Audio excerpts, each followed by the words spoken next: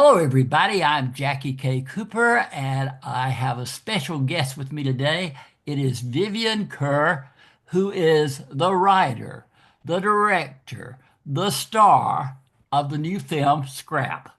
And Vivian, I am so glad we're getting to talk to each other because ever since I saw the movie, I'm like, boy, this woman is just a triple threat. Oh, thank you. That's very nice of you. What amazes me, is that I hate to say it, I wasn't familiar with you before, and you just, sprang full form with this movie that is so well crafted, and you do it all. How did Oh, that come about? well, thank you. Well, I think it kind of happened in stages. So, primarily my background is as an actor. So that's what I studied in school, and that's what I was sort of doing throughout my 20s. And then kind of naturally writing sort of came out of that. I think wanting a lot of actors like wanting to write better material for yourself than you're getting the chance to audition for. You're writing material for your friends, making little films in your apartment, for no money.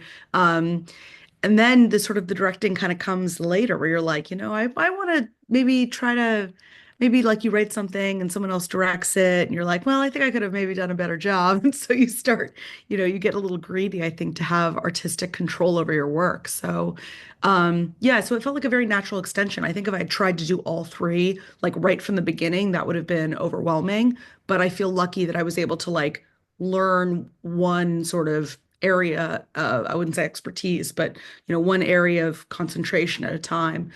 So that by the time I made Scrap, my first feature, I was like supported by, almost 2 decades of work. Well, I was trying to do my research on you. And when I was looking at your background, it was all these awards from festivals that you have had things participating in. It would take our whole time for this interview to read off all of that. Right, So, right. I was looking and I thought, well, I can see this has been a natural evolution from point A to point scrap. And Yeah, it's a for very natural sounding process, but still in this day and age, to be able to get together and be able to write your own script and direct your own story and then star in it.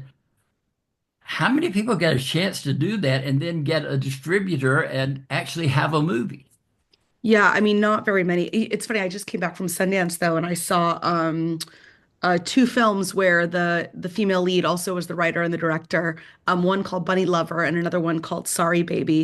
And they were both great. And it was, I think more than ever, we're willing to accept people as multi-hyphenates. We're willing to kind of not put people in like their lane, especially women. And I think it's a very exciting time right now to kind of see that. And I also think too, I mean, of course, I'm going to think this because I'm an actor, but I think actors do make the best directors.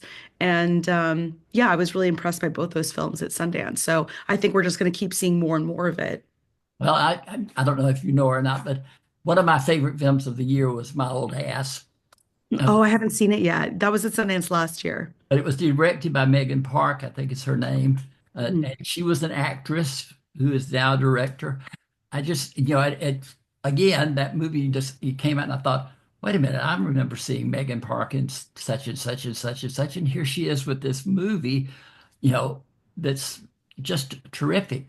And I felt that way when I watched yours. I wondered though, did the story come first? Had you been writing the story of Scrap and then thinking, this might make a good movie or might make a good book? Yeah, Whatever. no, I no book. But I mean, I guess it could, but I don't know if I could write a novel. Yeah, I think just it was all very natural. It was I was writing other things, and then my neighborhood in Hollywood had sort of changed a lot, and suddenly there were a lot more people sleeping in their cars, sleeping in tents, and that was something I saw every day, and kind of was just thinking a lot about. And then I realized like I'd never seen a movie about someone who was sort of newly kind of beginning their journey or descent, I guess, rather into that world. When we meet, my character Beth in the beginning of the movie, she's only been sleeping in her car for about 2 weeks. And usually when we meet someone who's sort of fallen on hard times in a movie, it's like they're much, much further down.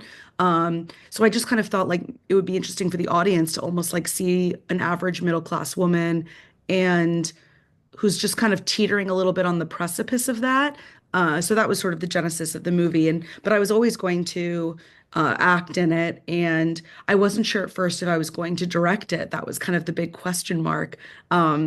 I think I listened to some bad advice where people were like, "It's not a good idea to act and direct in your first movie." So I was sort of like letting myself be talked out of it a little bit for a while, and then I'm so glad that I finally made the decision to direct it because it Yes, was bravo to you for your persistence because but it was definitely like the most satisfying experience, for sure. Creatively, I think when you get to step into the director chair, you really get to have like full artistic control, well, as much as budget will allow. But you have for the first time, I'd never had complete control like that, and it was great. I loved it.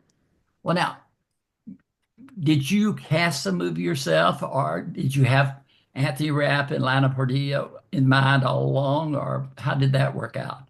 So Anthony was definitely always cast.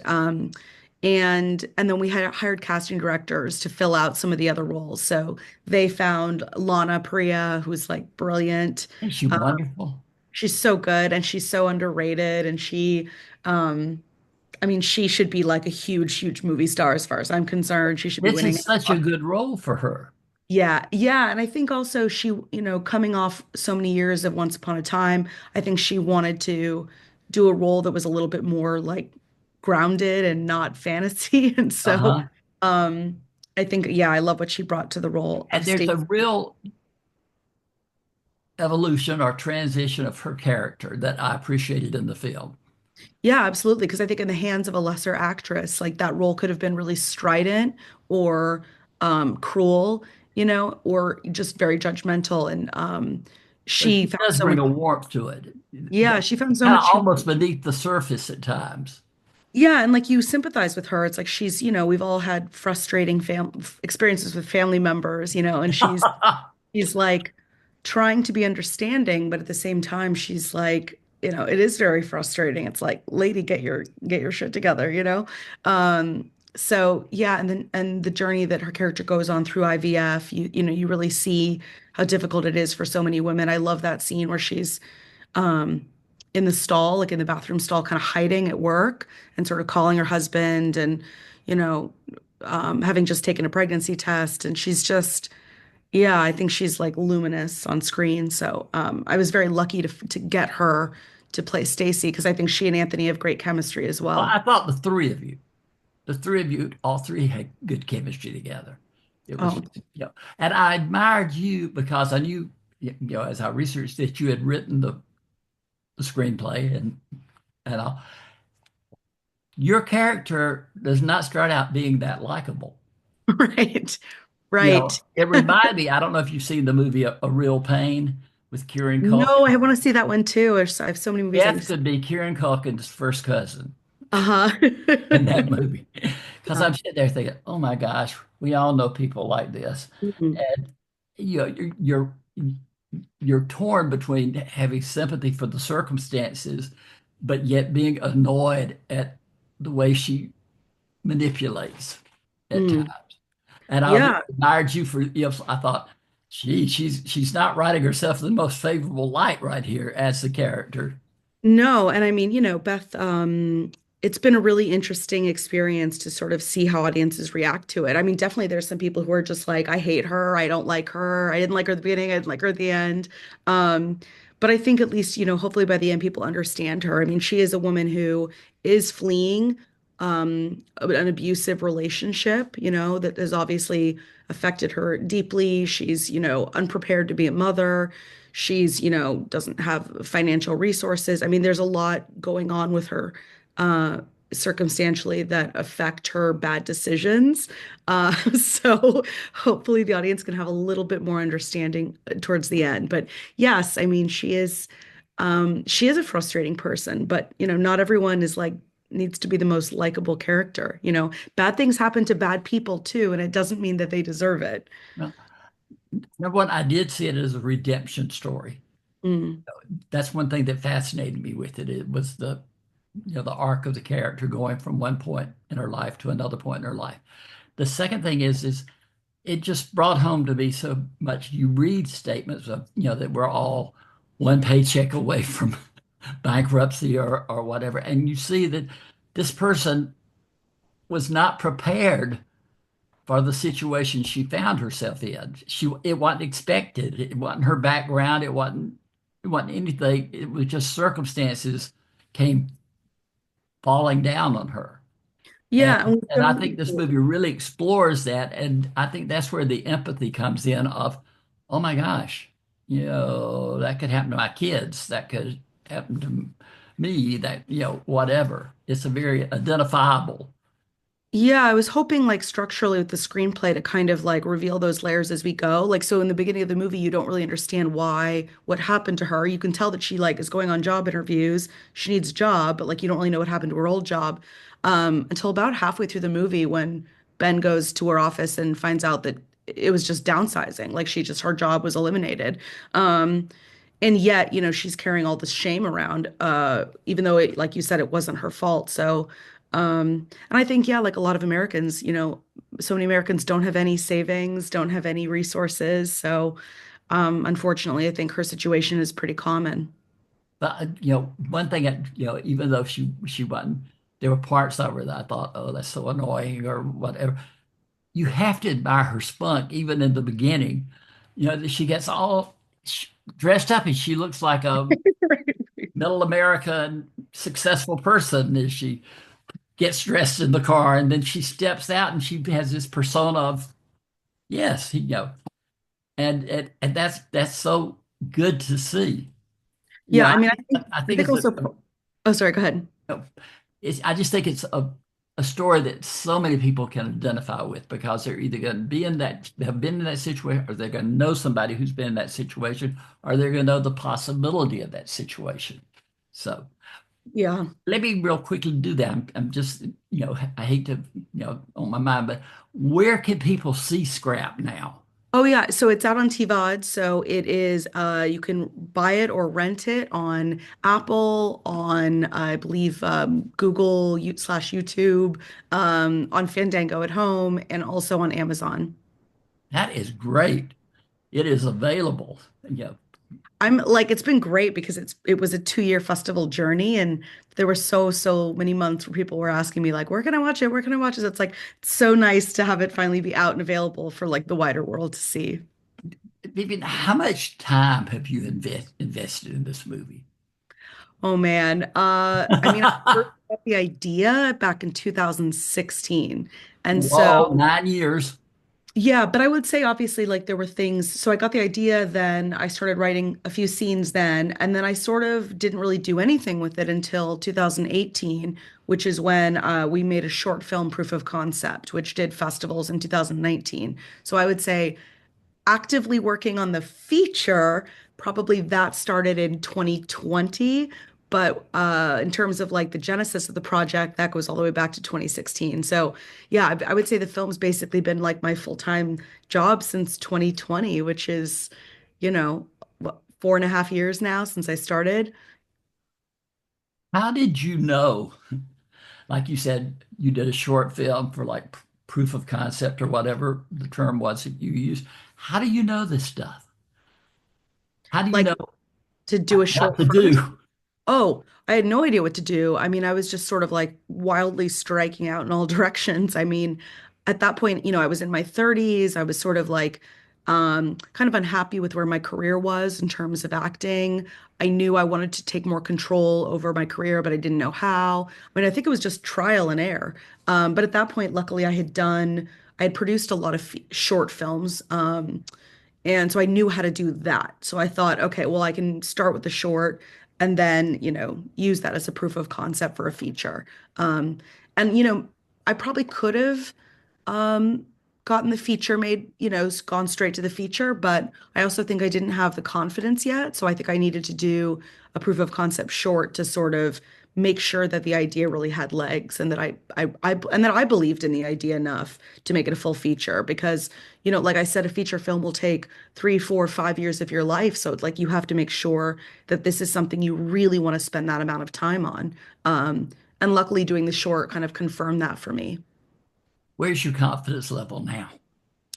Well, pretty high, only Aha! because only because I think the best thing about kind of doing a big project like this is you realize like, oh, you were capable the whole time, but you just never gave yourself permission, right? And I think that's like a life, you don't like, it's like you don't know you do something until or you don't know you can do something until you do it, you just don't know.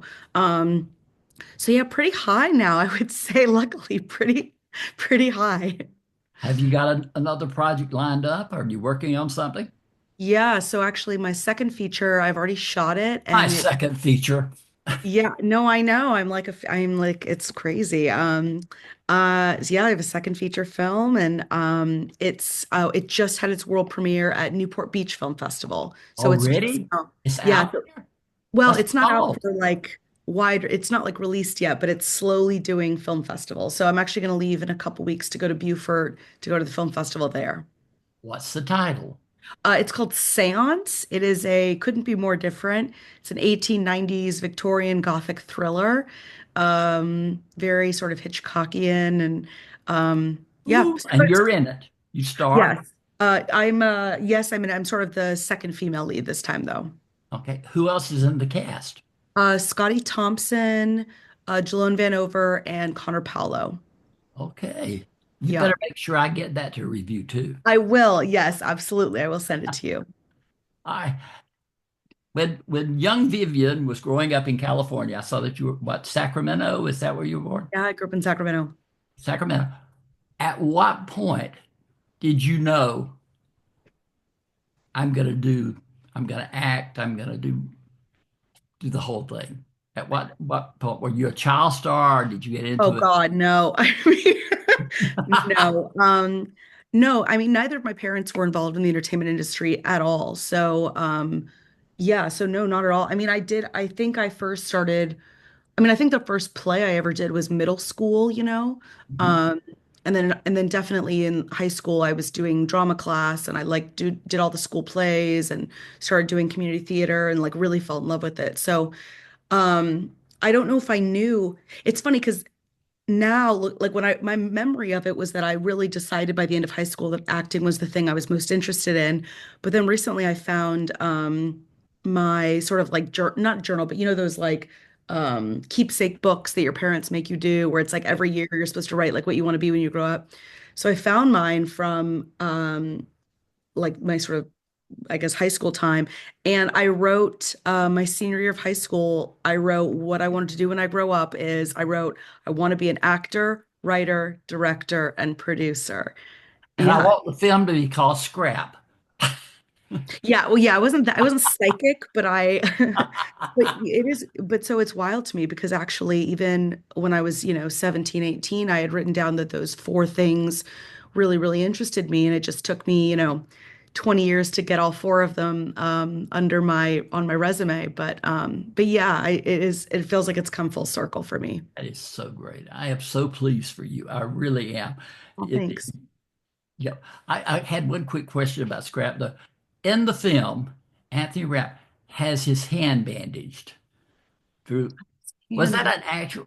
It was like he had hurt his hand or something. Am I just imagining that? trying to think, I don't think I mean, it's not in the script. I don't know if I'm trying to think if there was a day where his hand got injured. I mean, he has a black eye, a fake black That's eye. maybe that's what it is. Did he actually have a black eye, or was that Oh, it? no, no, no, we didn't punch him. Because it looked so natural. Oh, that's so great. Yeah, we had an amazing um like makeup artist, Lily, and she yeah, no, that's all her work. She like carefully applied that bruise on the right Now, day. I just knew it was something that was consistent, and I thought, well, maybe that was just actually happened, and it was part incorporated into the film. Because, like I say, congratulations, Lily, you convinced me, you sold me. Yeah, no, she did a great job. I mean, really. And we shot the film out of order, so there were days where he didn't have the bruise, and then days he did have the bruise. So we all had to like keep track of like, is this a bruise day or not a bruise day? Since obviously the film is completely shot out of order. But yeah, that's great. I'm sure she'll be thrilled to hear that you thought his bruise was so natural looking. Well, listen, let me say this. I am so glad that I was sent scrap to look at and to review that it led to me having this interview with you. I wish you nothing but the greatest success. I can't wait to see Seance. Uh, I'll just, like, oh yes, another Vivian Kerr movie. You know, so glad to see it. But thank you for taking this time to spend with us today. And I think you've got a bright, bright future ahead of you. I love being here at the ground floor and I'm seeing great things coming up. So Oh, all thank you my so much. best. That's so nice of you. All right. This has been Jackie K. Cooper with an interview with the wonderful Vivian Kerr.